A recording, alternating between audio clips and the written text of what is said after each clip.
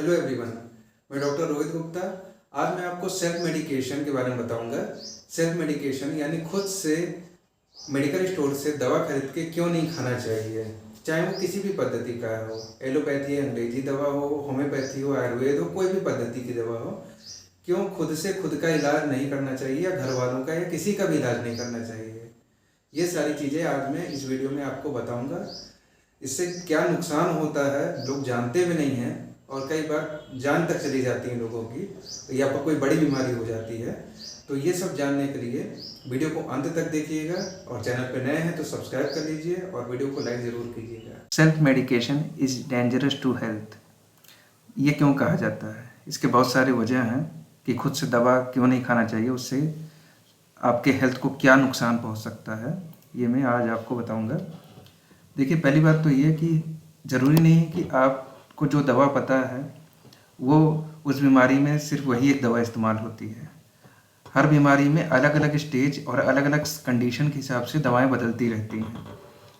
तो पहली बात तो ये कि दवा का सिलेक्शन गलत हो जाता है कई बार। दूसरा, इनकरेक्ट डोज, आपको डोज नहीं पता कितने डोज में खाना है, कितने दिन तक खाना है। कोई भी दवा आप लंबे समय तक खाएंगे तो उससे एक नई बीमारी डेवलप होती है, चाहे पुरानी बीमारी ठीक हो या ना हो।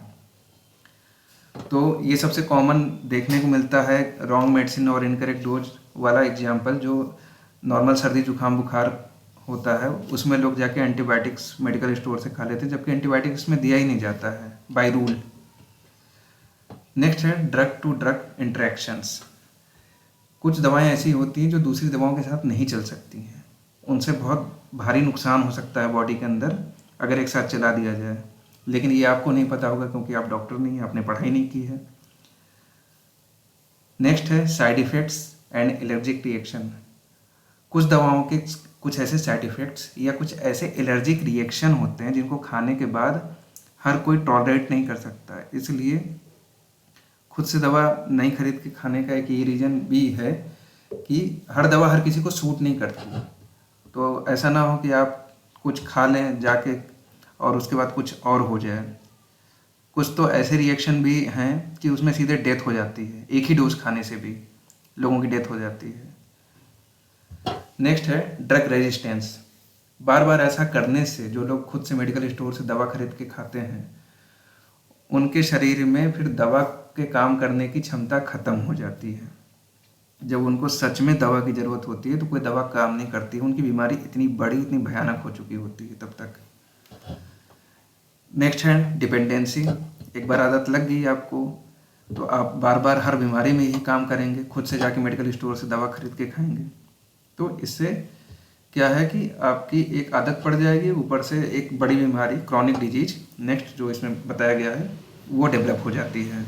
कोई बड़ी बीमारी, कोई क्रॉनिक बीमारी बन जाती है खाते खाते दवा।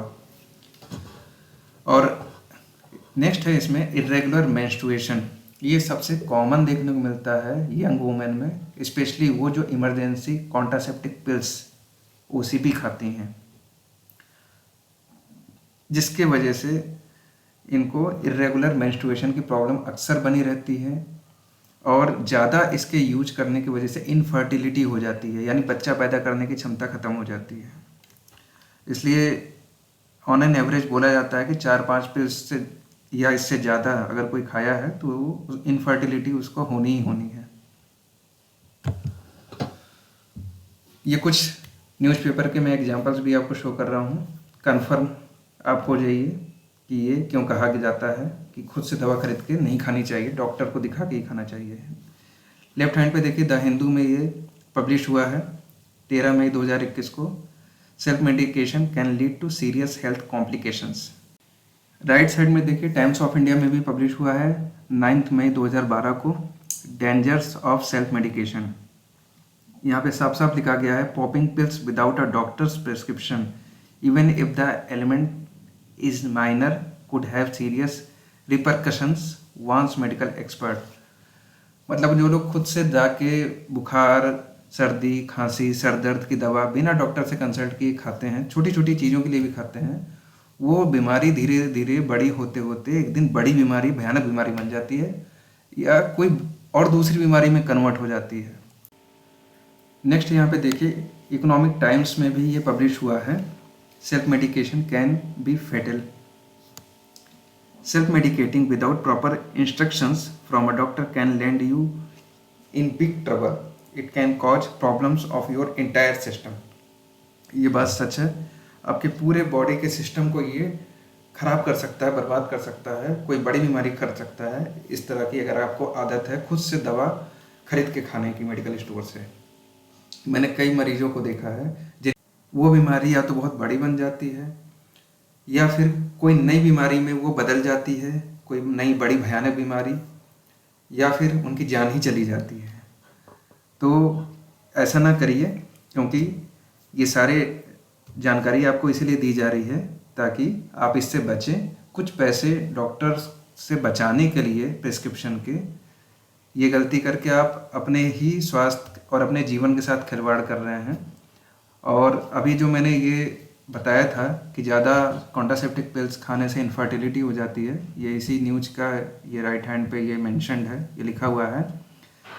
For doctor Satish Shetty, professor at gynaecology department at Institute of Medical Sciences, Mangaluru, teenagers taking emergency contraceptive pills blindly is of serious concern. He says they are not realizing the adverse effect of such pills on their health. These pills give a false courage to some teenagers. Even their menstrual cycles are becoming irregular due to regular use of such pills. The real problem arises when they get married and try to have children. Even married couples having contraceptive pills regularly is also a dangerous trend. Nowadays, cases of infertility are rising because of this. तो ये सारे मैंने आपको proof दिखा दिए कि क्यों नहीं खुद से दवा खरीद के खाना चाहिए, क्यों कुछ फीस बचाने के चक्कर में अपने सेहत के साथ खिलवाड़ नहीं करना चाहिए। तो अभी ये आपका डिसीजन है। जिस तरह से एक वकील की जगह आप खुद केस जाके कोर्ट में नहीं लड़ सकते, आपको एक वकील की ज़रूरत पड़ती है। आप अपने कपड़े खुद सिल के नहीं पहन सकते, आपको सिलवाना ही पड़ता है। उसी तरह से जिसका जो काम है उसी को करने दीजिए और डॉक्टर को दिखा के ही हर बीमारी का इलाज लीजिए, चाहे किसी भी पद्धति में लीजिए। धन्यवाद।